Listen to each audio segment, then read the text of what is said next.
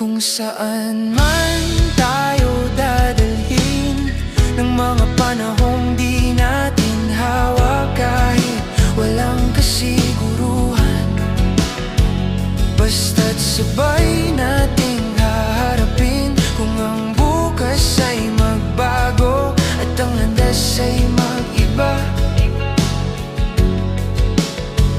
kung saan man tayo dadalhin, sabay pa rin akong lalakad. May mga pangarap na nagbabago, may mga takot na dumarating, pero kapag